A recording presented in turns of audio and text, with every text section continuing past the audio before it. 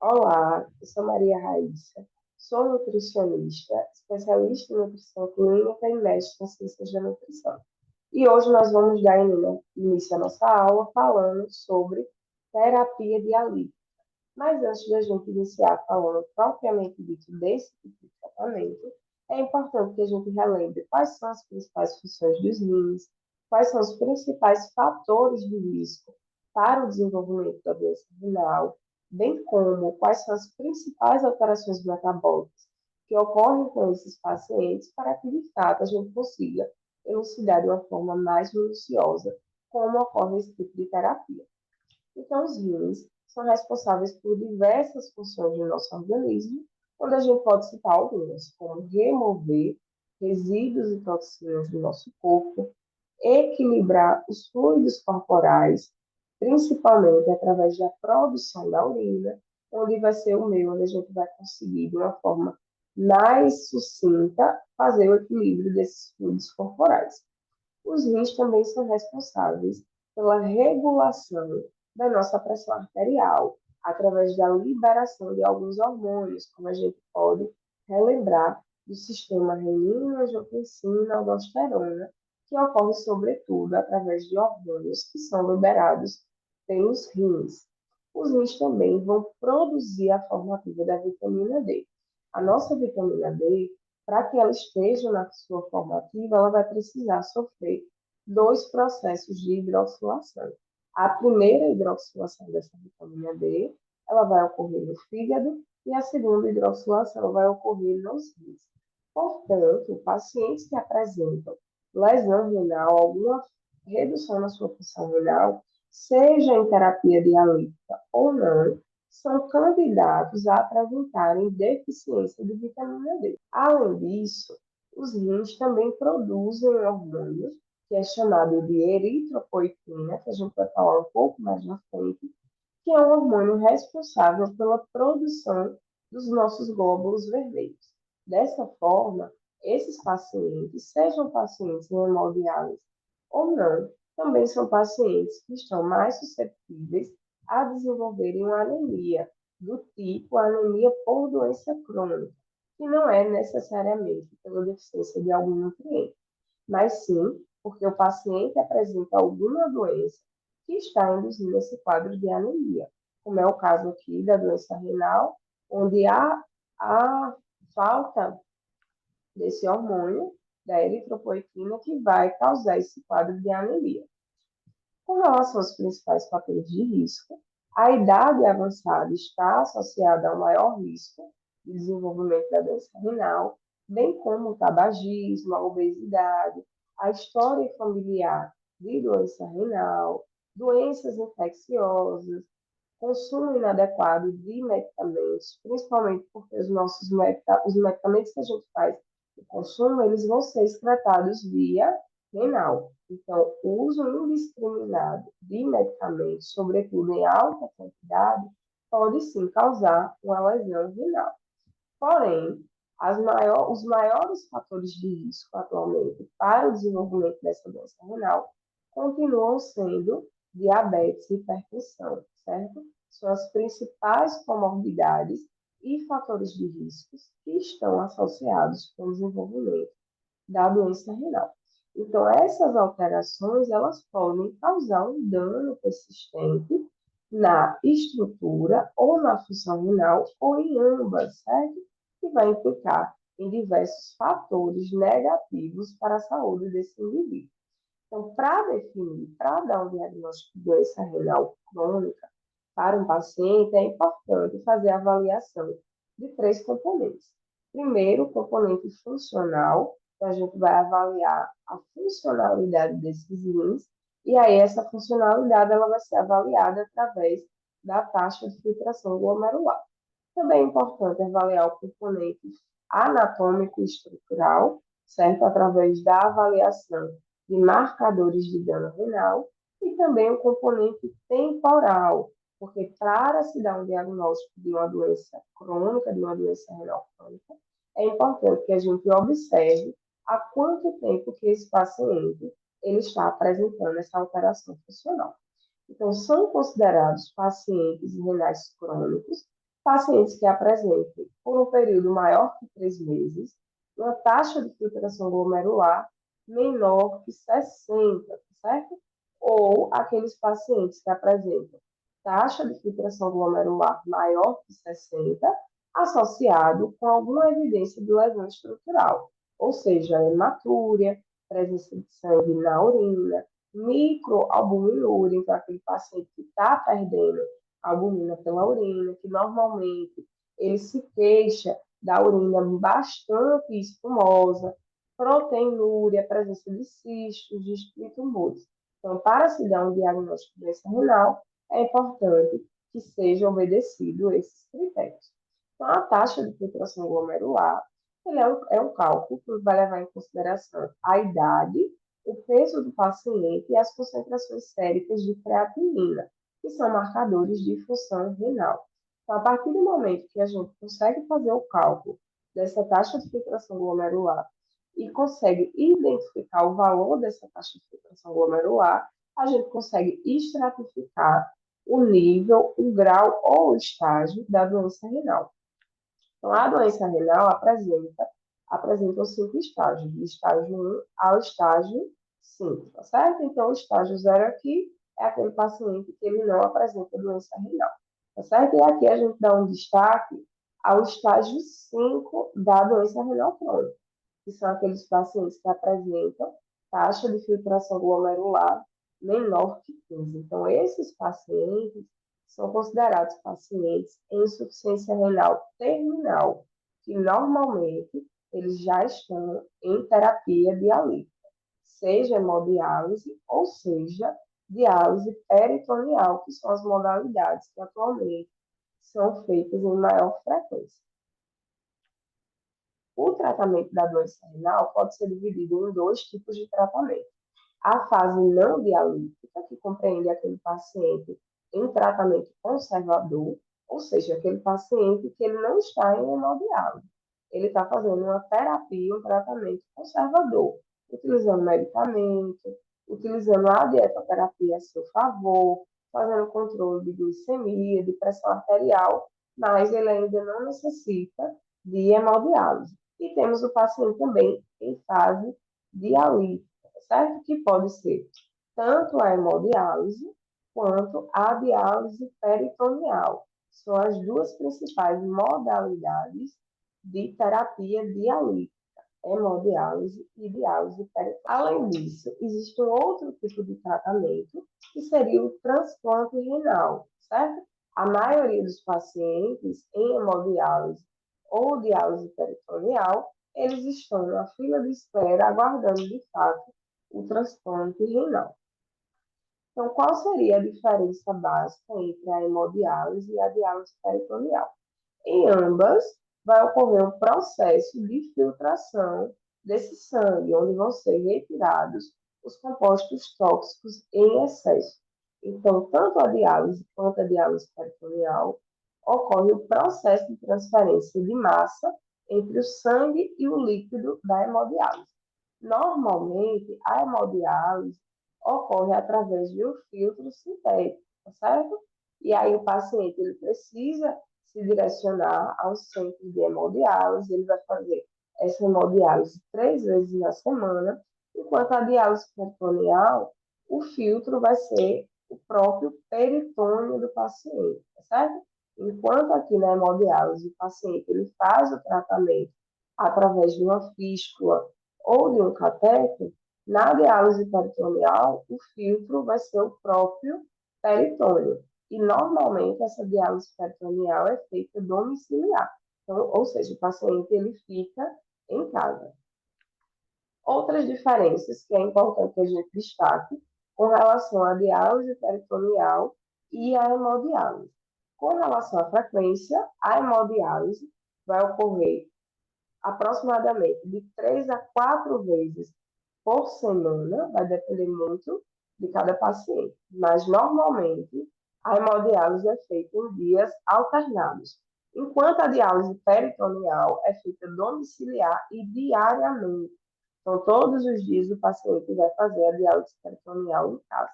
E, normalmente, essa diálise peritoneal ela é noturna. Então, no momento em que o paciente vai dormir, ele fica fazendo lá a diálise peritoneal. O tempo de sessão da hemodiálise vai durar aproximadamente 4 horas. Tem pacientes que vão precisar de um tempo maior, tem pacientes que vão precisar de um tempo menor, vai depender sempre de cada paciente. Mas a média de duração de uma sessão de hemodiálise é em torno de 4 horas. Enquanto para a diálise peritoneal, esse intervalo é maior. Tem pacientes que podem fazer apenas 4 horas de diálise, tem pacientes que podem prolongar esse tempo de diálise peritoneal. Então, o intervalo é de 4 até 8 horas. O local onde é feita a hemodiálise sempre vai ser no centro dialítico. Então, sempre o paciente ele vai precisar se direcionar ou a um hospital ou a um centro de diálise. Ele chega nesse local, faz a sua sessão de hemodiálise, que dura em torno de 4 horas, e aí ele se ausenta desse centro hospitalar. Enquanto na diálise peritoneal, esse tratamento é feito domiciliar, certo? Só a título de curiosidade, a maior parte das terapias dialíticas que ocorrem no Brasil são hemodiálise, certo? Porque a diálise peritoneal, pelo fato de estar sendo realizada em casa, tem um risco de contaminação muito maior, tá certo? Aqui na hemodiálise, como o paciente ele vai para o centro dialítico, para o centro hospitalar, o cuidado microbiológico ele é mais minucioso, então acaba que o risco de infecção pode ser menor. Com relação ao acesso, na diálise peritoneal, o catéter vai ser peritoneal, ou seja, vai ser diretamente no peritônio do paciente, nessa região abdominal. Enquanto na hemodiálise, esse acesso ou é por uma fístula arteriovenosa ou é pelo catéter venoso, que eu vou mostrar um pouco a vocês, certo? O dialisador, o filtro na hemodiálise é um filtro artificial, a gente costuma até ouvir, né, com uma certa frequência, que a máquina vai filtrar o sangue do paciente na hemodiálise, certo? Porque é dito isso popularmente, porque o filtro ele ocorre nesse processo dessa máquina, né? Tem o dialisato lá nessa máquina da hemodiálise que vai ser responsável por filtrar esses fluidos sanguíneos do paciente. Enquanto na diálise peritoneal, o filtro vai ser a própria membrana peritoneal. Com relação ao dialisato, a solução da diálise, eu trago destaque aqui para vocês com relação à diálise peritoneal, que o dialisato da diálise peritoneal apresenta glicose. Então, esse paciente ele tem um risco maior de desenvolver hiperglicemias. E aí, na dieta desse paciente, é importante que a gente desconte a quantidade de glicose que vem desse dialisato, certo? Na prática, o que é que a gente faz com esses pacientes? A gente evita carboidratos simples, justamente porque ele tem um risco maior de apresentar hiperglicemia. Com relação às perdas proteicas, na hemodiálise vai ocorrer uma perda de menos de 13 gramas de proteína por sessão, enquanto na diálise peritoneal vai ocorrer uma perda de 5 a 15 gramas por dia. Aqui a gente consegue ver a diferença dos dois tipos de acesso na hemodiálise, certo? Aqui eu tenho uma fístula arteriovenosa, que vai ser uma anastomose entre uma veia e uma artéria. Então, o paciente ele vai dialisar exatamente aqui no braço, tá certo? Através dessa fístula.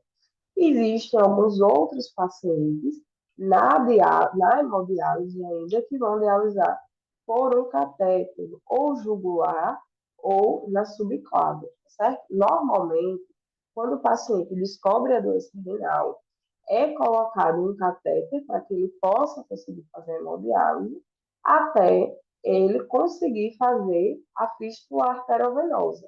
Porque para o paciente conseguir fazer essa fístula, né, para que seja feito, confeccionada essa fístula, ele precisa passar por algumas consultas com vascular. Esse procedimento é considerado uma microcirurgia.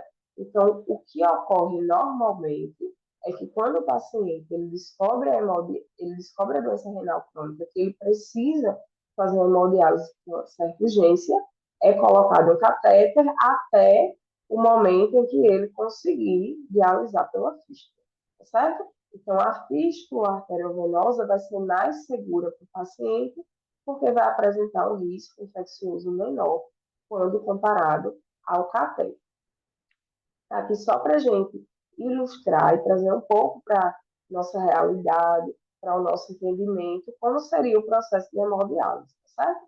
Então, na hemodiálise, mais uma vez, o paciente ele se direciona para um centro de diálise, para uma unidade hospitalar, e aqui está a máquina da hemodiálise, aqui a gente consegue ver que o paciente está dialisando por uma fístula, tá certo? Onde vai ocorrer a filtração desse sangue do paciente, certo? Já na diálise peritoneal, aqui a gente não consegue ver na imagem, mas aqui a gente consegue ver a máquina da diálise peritoneal e o dialisato vai ser o próprio peritônio do paciente, perdão, o filtro vai ser o próprio peritônio do paciente, tá certo? Lembrando que na diálise peritoneal, o dialisato contém glicose. Quais são as principais alterações metabólicas que ocorrem nesses pacientes com doença renal crônica, sobretudo nesses pacientes que estão em terapia dialítica, são aqueles pacientes que apresentam doença renal crônica terminal. Primeira coisa, é muito comum que esses pacientes eles apresentem um quadro de edema, sobretudo porque os rins eles são responsáveis pela produção da urina. Então, se o paciente tem uma insuficiência renal, consequentemente, ele não vai conseguir produzir o volume urinário adequado e aí, obviamente, que esse fluido vai ser retido no corpo do paciente. Então, vai ocorrer uma expansão do volume extracelular desses indivíduos, principalmente nesses estágios finais da doença renal crônica, ou seja, nesses pacientes que estão em terapia dialítica. Principalmente também porque vai ocorrer redução na excreção de sódio e, consequentemente, aumento da retenção hídrica. E aí a gente já contextualiza. Esses pacientes, eles estão mais propensos a desenvolverem edema, hipervolemia, hipertensão arterial. Então, por que será que a dieta do paciente em hemodiálise precisa ser hipossódica? Por mais que ele não tenha como doença de base a hipertensão, porque essa própria lesão renal vai induzir esse paciente a ter níveis pressóricos maiores, e ele já vai ter uma maior retenção de sódio no seu corpo. Então, consequentemente, a dieta ela tem que ser hipossódica. Esses pacientes, eles também podem desenvolver um quadro de acidose metabólica, que vai ser decorrente da redução da excreção da amônia e redução da reabsorção de bicarbonato, que vão, inclusive, induzir uma redução de massa muscular, que é um dos fatores que contribuem para o desenvolvimento da desnutrição ou aumento do risco nutricional nesses indivíduos. Mais uma vez, esses pacientes em diálise são pacientes que apresentam risco elevado de desenvolver anemia, certo? A anemia, nesse caso, ela não vai ocorrer devido à deficiência de um nutriente. Nesse caso, a anemia ela vai ser decorrente da redução da produção da eritropoetina, que é um hormônio que é produzido nos rins. Então, consequentemente, se esses rins não conseguem produzir uma quantidade suficiente essa eritropoetina, vai ocorrer uma redução na maturação dessas hemácias, e aí o paciente ele vai desenvolver uma anemia, que é chamada anemia normocrômica e normocítica. Esses indivíduos também têm um risco maior de desenvolverem doenças cardiovasculares, principalmente porque os principais fatores de risco para o desenvolvimento da doença renal crônica são diabetes e hipertensão, que também são fatores de risco para o desenvolvimento das doenças renais, das doenças cardiovasculares, certo? Então, existem esses principais fatores de risco comuns às doenças cardiovasculares e às doenças renais crônicas, né? Que são a hipertensão, diabetes, dislipidemia e o sedentarismo. Além disso, esses pacientes eles podem ter fatores de riscos não tradicionais, como a elevação da homocisteína, que é considerado um fator de risco para a doença cardiovascular, inflamação crônica, aumento do estresse oxidativo, que todos podem desencadear nesse aumento do risco de doença cardiovascular. A osteodistrofia renal também é um evento que é muito comum nesses pacientes com doença renal crônica em tratamento dialítico. Um dos fatores que a gente pode citar aqui seria essa deficiência da vitamina D, que que vai ocorrer nesses pacientes renais, porque os rins não vão conseguir fazer aquela ativação da vitamina D, certo? Então, de uma forma geral, são doenças que apresentam a alta remodelação, como é o caso da osteite fibrosa, ou podem ser doenças que têm como característica uma baixa remodelação, como a doença óssea adinâmica e a osteomalácia. Então, todas essas modalidades elas podem ocorrer nesses pacientes com doença renal crônica. Outra alteração que ocorre com frequência nesses pacientes seria a alteração no metabolismo da insulina. Com progressão da doença renal crônica, ou seja, aqueles pacientes que estão ficando mais graves, eles vão ter uma redução na expressão da insulina e, consequentemente, eles podem desenvolverem um quadro de resistência à insulina. Como a insulina é um hormônio que é considerado anabólico, vai ocorrer uma redução no anabolismo e, consequentemente, redução de massa muscular no paciente, que é um outro fator que contribui para o desenvolvimento da desnutrição. Também pode ocorrer a alteração do perfil lipídico, principalmente com relação ao aumento de triglicerídeos, colesterol total, LDL e LDL e redução das concentrações do HDL, gerando então um quadro de dislipidemia no paciente. Esses indivíduos também estão sujeitos a uma redução da absorção intestinal, que também é um outro fator que contribui para o desenvolvimento da desnutrição.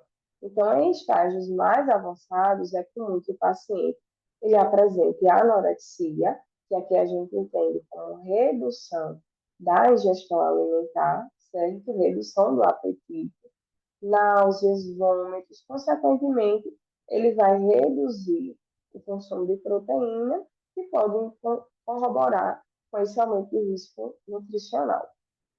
Outros fatores que podem induzir o quadro de anorexia ou de baixa ingestão alimentar seria as toxinas urêmicas. Então, normalmente, quando o paciente está com a ureia muito elevada, ele pode desenvolver esse quadro urêmico, onde é muito comum que o paciente ele apresente náuseas, vômitos, digeusia.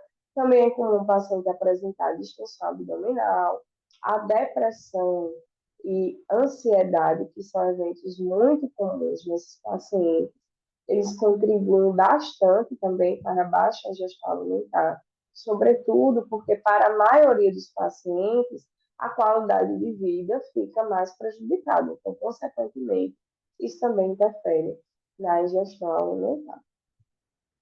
Então, com relação às principais recomendações nutricionais para os pacientes de hemodiálise, a gente vai falar de uma forma mais específica sobre calorias, proteínas, alguns micronutrientes, recomendação hídrica, de acordo com os principais consensos e bibliografias que nós temos, certo? Então, com relação à oferta de caloria, não vai ocorrer diferenciação de acordo com o paciente em diálise ou paciente conservador.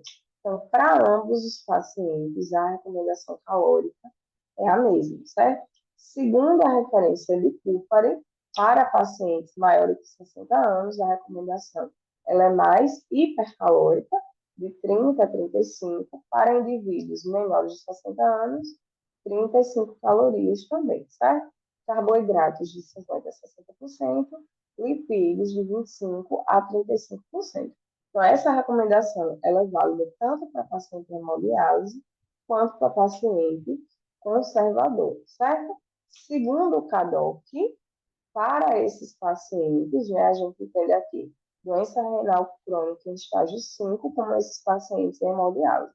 Então, tanto para o paciente conservador quanto para o paciente dialítico, quanto para pacientes pós-transplante, a recomendação de caloria é de 25 a 35, ou seja, de norma a hipercalórico. E o que vai definir isso vai ser, de fato, o estado nutricional do paciente. Segundo a Braskem, para pacientes metabolicamente estáveis, a recomendação também vai variar de 25 a 35 calorias por quilo. Já para a proteína, as recomendações elas vão diferir para pacientes em estágio conservador e para pacientes em terapia dialítica. Aqui eu deixo para vocês observarem as recomendações para paciente conservador, em tratamento conservador, e aqui a gente vai destacar as recomendações para pacientes em hemodiálise e diálise peritoneal, que é o foco da nossa aula. Então, segundo o Kupari, as recomendações de proteína para indivíduos em hemodiálise é de 1,1 a 1,2 gramas por quilo. E para indivíduos em diálise peritoneal, de 1,2 a 1,3. Gente, essas recomendações, sobretudo de proteína, são recomendações importantes que nós devemos estar atentos, tá certo? Então, como é que a gente pode memorizar de uma forma mais fácil?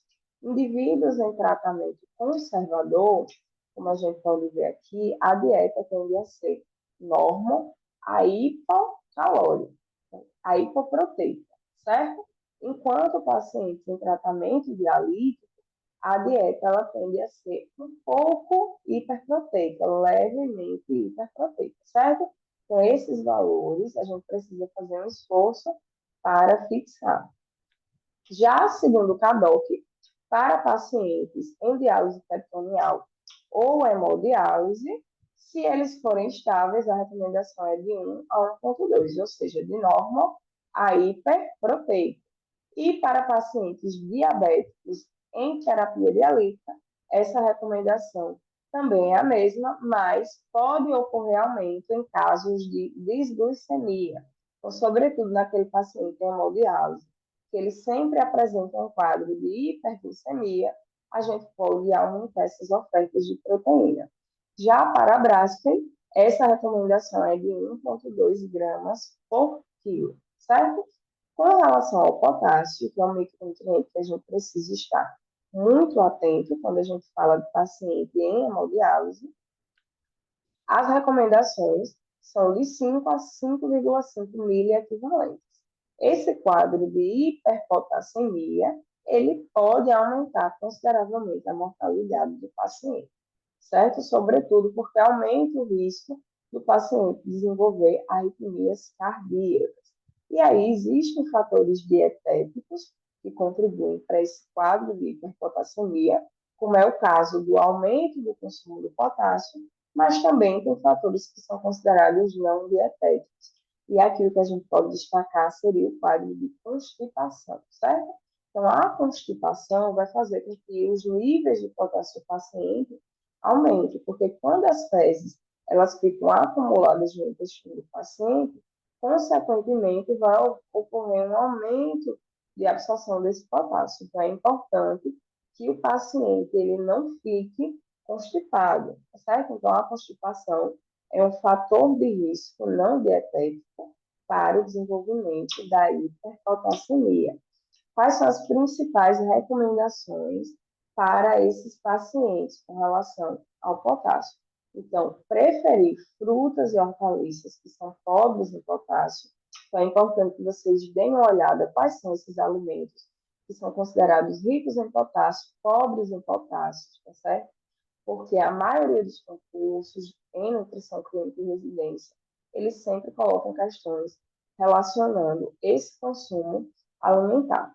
Evitar outras fontes de potássio, principalmente dos industrializados.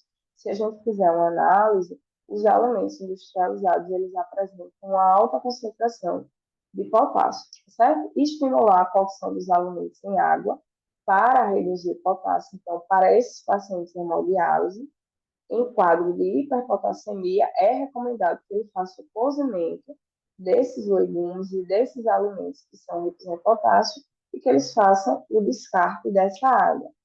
E só para a gente relembrar também que para esses pacientes, sejam em tratamento conservador ou em tratamento dialítico, vai ser proibido o consumo de carambola e de subprodutos da carambola, porque a carambola apresenta uma toxina que é neurotóxica, certo? Então, só para a gente reforçar.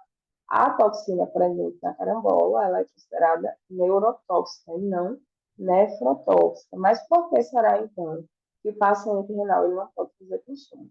Porque, como ele não vai conseguir extratar essa toxina, ele vai, portanto, causar uma neurotoxicidade.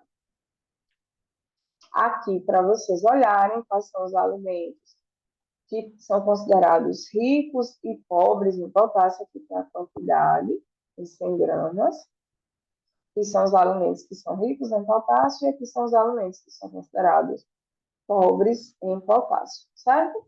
Outro micronutriente que nós precisamos estar atentos seria o fósforo.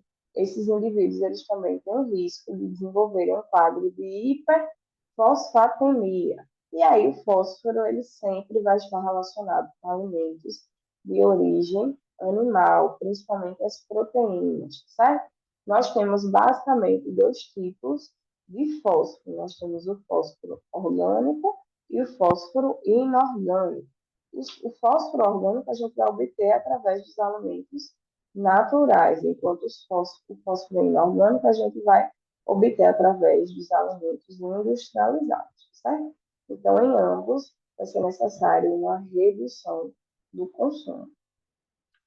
Outros alimentos aqui, que são a base de fósforo, que é importante que vocês, mais uma vez, procurem, tentem fixar, que é um alimento que é extremamente rico em fósforo, seria os refrigerantes, à base de cola, os embutidos, carnes, leites, biscoitos, refresco em pó, de uma forma geral, todos os alimentos industrializados.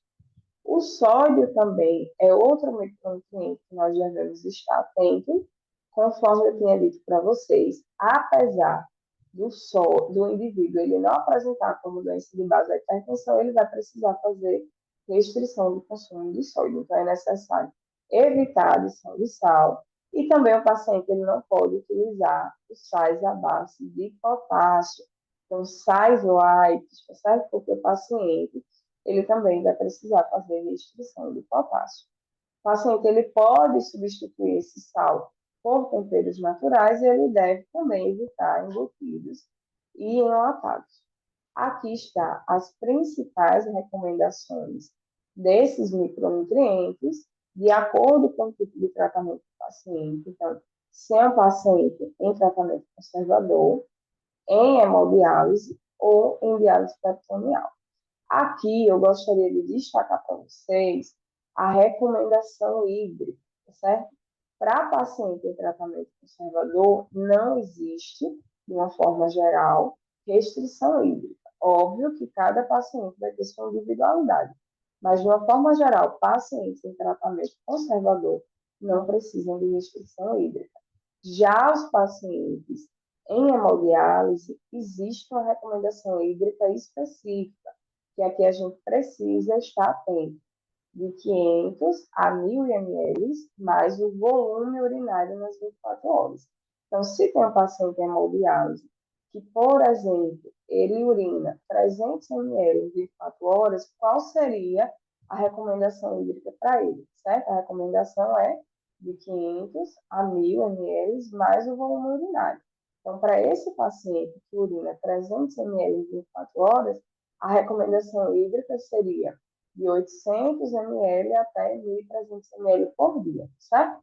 E essa recomendação hídrica vale não só para o consumo de água, mas de sucos, de todas as bebidas que ele for fazer uso.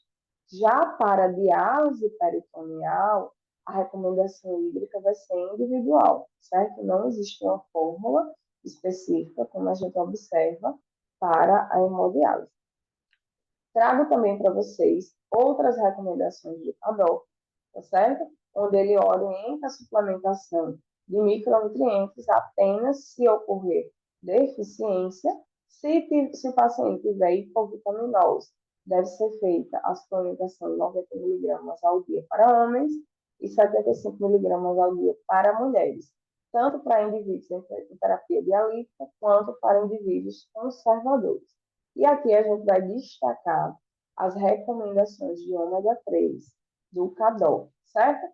Então, para hemodiálise e para diálise peritoneal, as recomendações de ômega 3 são de 1,3 a 4 gramas por dia. Essa recomendação também é importante que vocês destaquem. Além disso, é importante que a gente destaque que para os pacientes em diálise que estejam fazendo terapia anticoagulante, não deve ser feita a suplementação de vitamina K, até porque a vitamina K é uma vitamina lipossolúvel que tem característica de ser coagulante, ela participa do processo de coagulação. Então, com relação à avaliação do estado nutricional nesses pacientes, é importante que seja feita a avaliação através de métodos objetivos e métodos subjetivos. Até o presente momento, não existe um método específico para pacientes em doença renal crônica e em hemodiálise, certo? Então, é importante que a gente faça a utilização de diversas ferramentas para conseguir dar o diagnóstico nutricional do paciente de uma forma mais sensível, mais exata, certo? Então, entre os métodos objetivos, a gente consegue destacar aqui a antropometria e composição corporal, que nós vamos ver que não é tão sensível para o paciente, sobretudo porque esses pacientes em hemodiálise, eles apresentam muito edema, e aí esse edema vai influenciar na avaliação dessa composição muscular, mas nós podemos utilizar o peso, altura, IMC, circunferência do braço, certo? Dobra cutânea em membro superior, por exemplo, se o paciente não tiver edema. Então, a aplicação desses métodos de avaliação nutricional, eles devem respeitar a individualidade do paciente. A avaliação do consumo alimentar, marcadores laboratoriais, exame físico, que vai ser extremamente importante para a gente conseguir dar um diagnóstico nutricional mais exato ao paciente, e a avaliação subjetiva global. Então, quando a gente fala de avaliação nutricional, existem algumas limitações relacionadas à antropometria. Primeiro, que esse paciente vai ter uma alteração no seu balanço hídrico, como eu já havia falado. Esses pacientes eles apresentam um grau de edema, né? Normalmente eles apresentam algum grau de edema. Além disso, eles também podem apresentar alteração na musculatura esquelética. Não existem padrões de referência atualmente para esses pacientes. Porém, nós utilizamos sim essa antropometria como parte da avaliação nutricional dos pacientes enviados.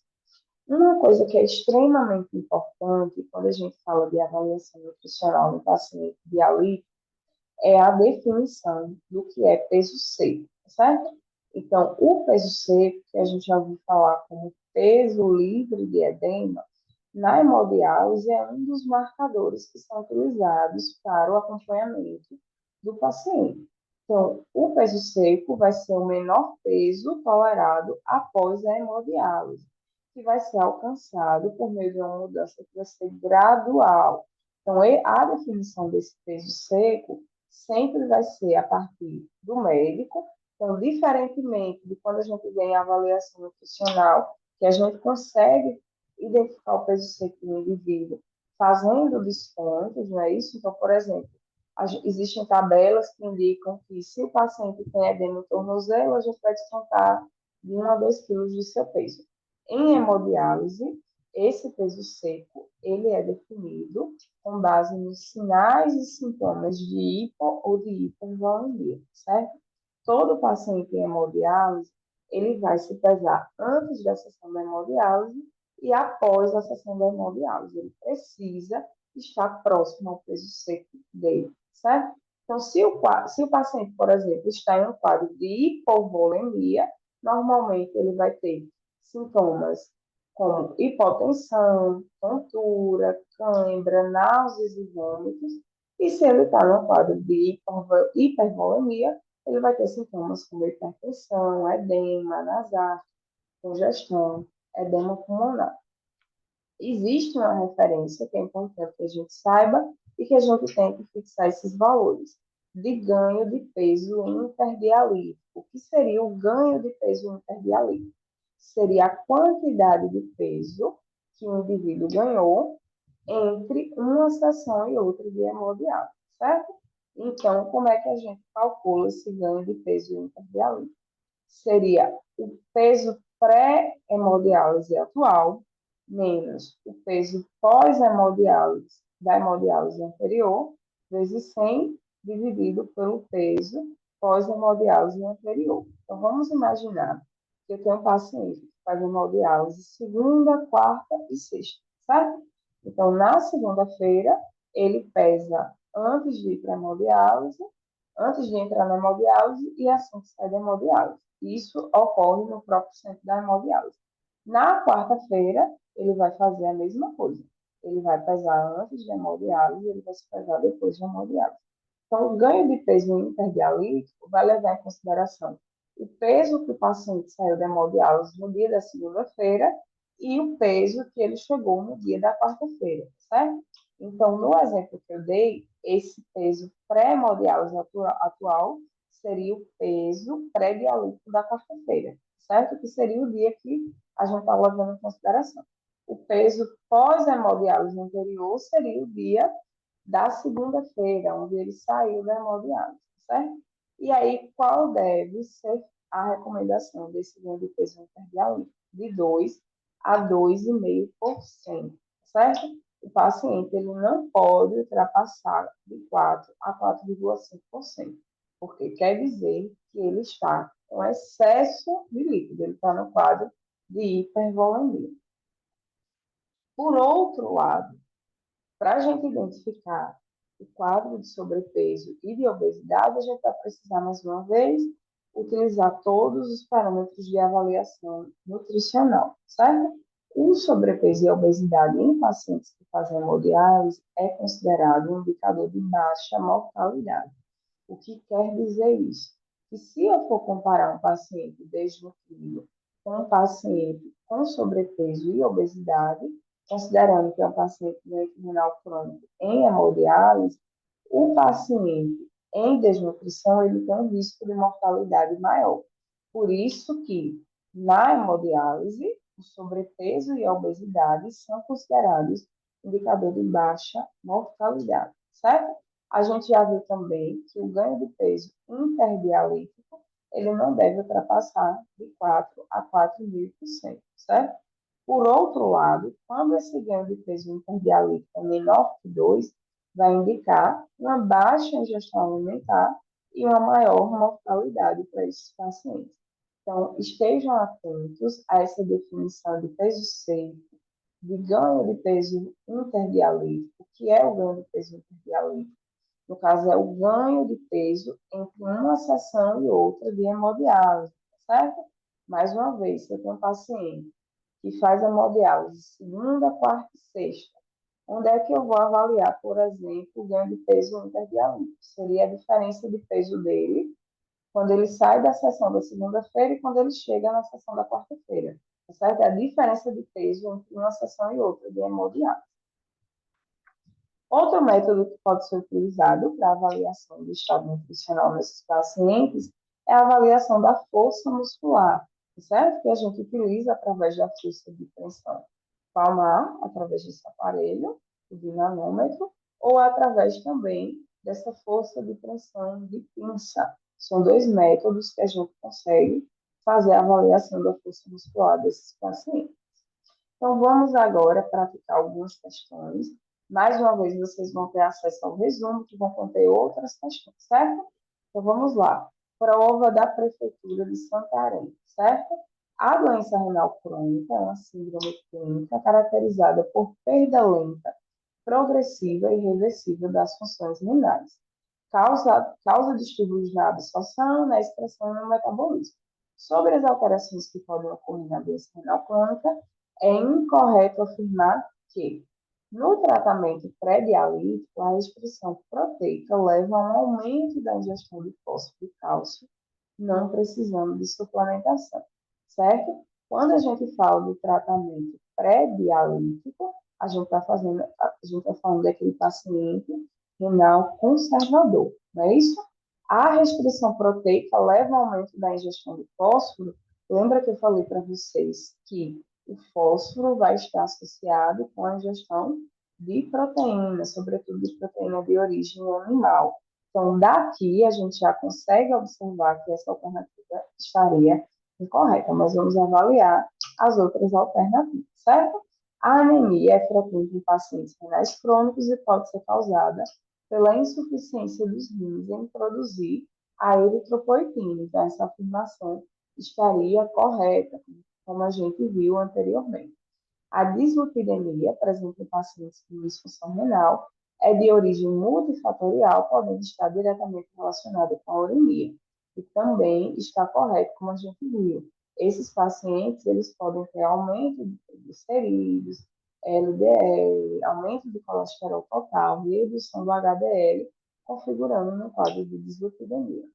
Na insuficiência renal crônica, pode ocorrer retenção de potássio, levando à hipercalemia. Também está correto, certo?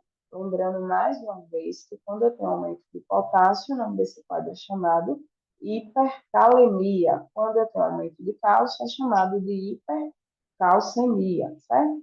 A uremia é um dos fatores que contribuem para a redução da ingestão alimentar na doença renal crônica. Também está correto. Então, a alternativa incorreta seria a alternativa A. Outra questão de prefeitura do ano de 2023. Qual a recomendação de proteína para um indivíduo idoso com DRC estágio 5, com taxa de filtração glomerular menor que 15, ou seja, um paciente em hemodiálise, com ingestão energética adequada, certo? Então, alternativa A, de 0,6 a 0,8.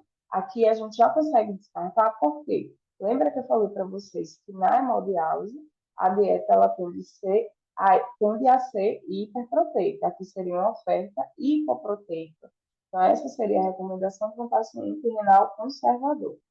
De 0,9 a 1,1, de 1,2 a 1,5, 1,5 a 2 gramas. Então, a alternativa correta aqui seria a alternativa C, de 1,2 a 1,5, certo? Então, para facilitar a fixação desses valores, vocês vão lembrar que as recomendações de proteína para paciente em hemodiálise, elas giram em torno de 1,2, tá certo? Outra questão do concurso, já apareceu aqui a alternativa correta, mas vamos analisar as alternativas e a questão.